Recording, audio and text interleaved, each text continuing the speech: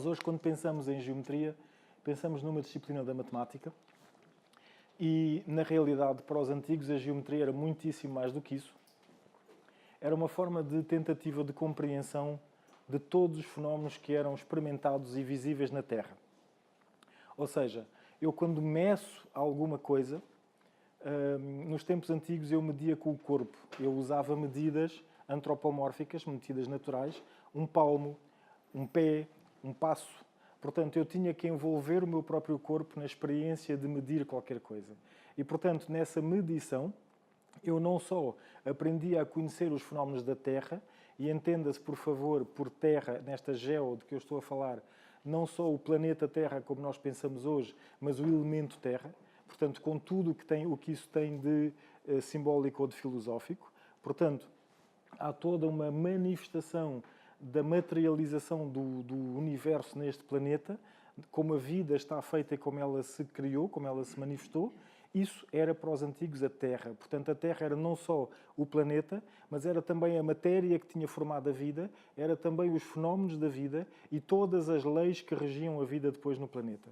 Portanto, estão a ver que medir a Terra é muito mais do que só uma arte de agrimensor, como nós pensamos hoje em dia. Pensamos que os antigos geómetras mediam os terrenos. Aliás, essa é uma teoria que está muito na moda e que eu aprendi também, que a nossa geometria dita sagrada vem do Antigo Egito, por causa das cheias do Antigo Egito. Portanto, uma vez por ano, como vocês sabem, o Nilo provocava uma grande cheia, deixava uma camada de argila limosa e depois havia disputas entre vizinhos para saber a quem pertencia o quê, a quem pertencia cada zona de terreno, e para isso havia uma casta específica de sacerdotes, que eram chamados pelos gregos os arpedonoptas.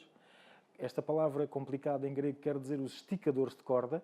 Portanto, eles esticavam a corda e, como a corda com nós, eles mediam, então, através da geometria, os talhões de cada vizinho.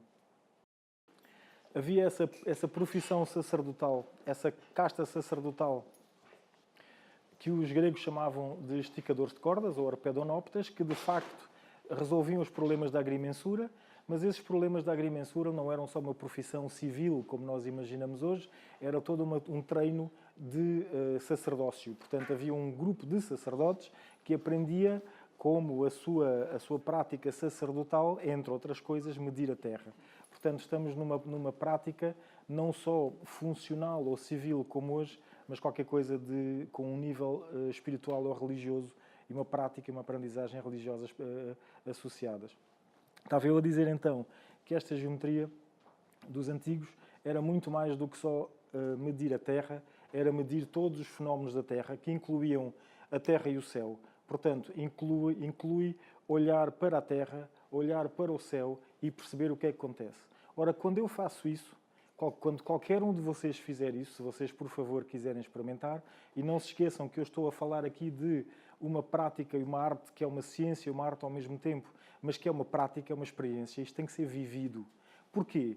Quando eu uso a minha mão como ferramenta de medição, eu vou sentir coisas na mão. Eu não posso medir uma parede sem sentir se a parede é rugosa, se é lisa, se ela é fria, se ela é quente, que sensação ela me transmite. Portanto, eu quando implico o meu corpo na medição da Terra, na medição de qualquer coisa, e não se esqueçam que nós, seres humanos, somos fabulosos na maneira como nós somos feitos, porque conseguimos com o nosso corpo medir pesos, conseguimos medir distâncias, conseguimos medir temperaturas, umidades, conseguimos medir estados anímicos ou estados de espírito. Ai, não me sinto bem ao pé desta pessoa.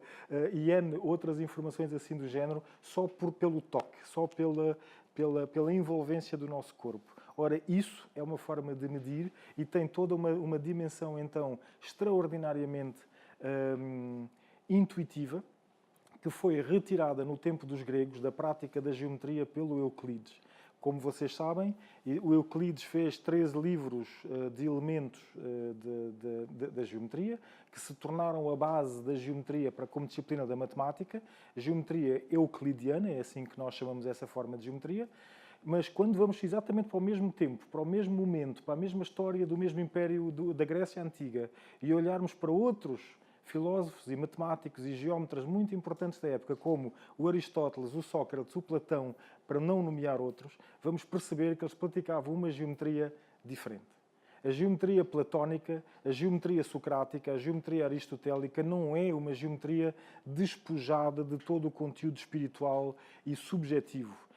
A geometria do Euclides é matemática e objetiva. Estas outras geometrias tinham uma outra experiência subjetiva. O geómetra implica-se a si próprio, tem que aprender a conhecer-se a si próprio para ser capaz de depois analisar, sentir melhor aquilo que o rodeia e aquilo que ele está a experimentar.